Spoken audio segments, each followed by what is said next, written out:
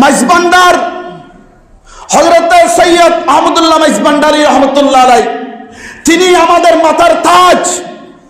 হযরত বাবা গোলামুর রহমান মাইজভান্ডারী রহমতুল্লাহ আলাইহি, তিনি আমাদের মাথার তাজ, তাজদারে আউলিয়া, আউলিয়াদের সরদার তারা। আজকে দেখেন গিয়ে ওই মাজারের সেহেনের মধ্যে, মাজারের উঠানের মধ্যে পাখিদের বিধানসভা নাম দিয়ে নাটক মঞ্চ করতেছে, মঞ্চ নাটক করতেছে। নাউজুবিল্লাহ বলেন না একটু। যেখানে নামাজ শিক্ষা দেওয়ার কথা, যেখানে ঈমান শিক্ষা দেওয়ার কথা, যেখানে নামাজ শিক্ষা দেওয়ার কথা, যেখানে রোজা শিক্ষা দেওয়ার কথা, যেখানে হজ শিক্ষা দেওয়ার কথা, যেখানে যাকাত শিক্ষা দেওয়ার কথা, যেখানে ইলমে কোরআন শিক্ষা দেওয়ার কথা, ইলমে হাদিস শিক্ষা দেওয়ার কথা, ইলমে তাফসীর শিক্ষা দেওয়ার কথা, রিয়াজত শিক্ষা দেওয়ার কথা, মুরাকাবা শিক্ষা দেওয়ার কথা, মুজাহাদা শিক্ষা দেওয়ার কথা, মুশাহাদা শিক্ষা দেওয়ার কথা, জিকির আজকার শিক্ষা দেওয়ার কথা, দ্বীনি তালিম দেওয়ার কথা, সেখানে আল্লাহর নবীর, আল্লাহর আউলিয়ার উঠানের মধ্যে যে মঞ্চ নাটক করতেছে। নাউজুবিল্লাহ বলেন না, আরেকটু বড় আওয়াজ বলেন না নাউজুবিল্লাহ।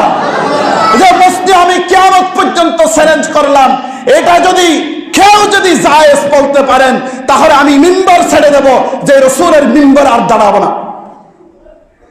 এটা কোনোদিন হালাল হতে পারে না।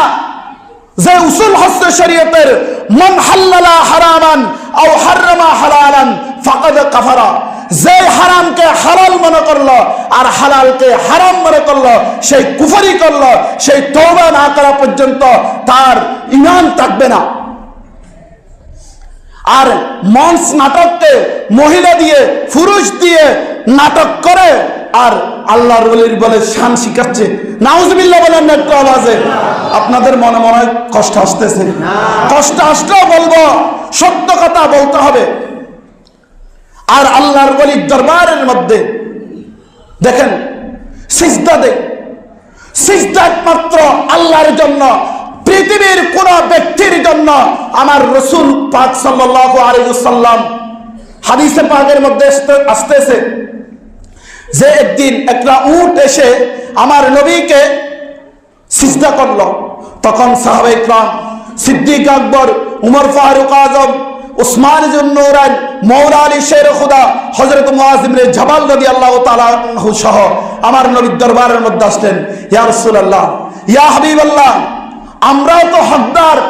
ইয়া রাসূলুল্লাহ, সিজদা করার জন্য আমার রাসূল স্পষ্ট বলে দিয়েছেন যে আমার শরীয়তের মধ্যে সিজদা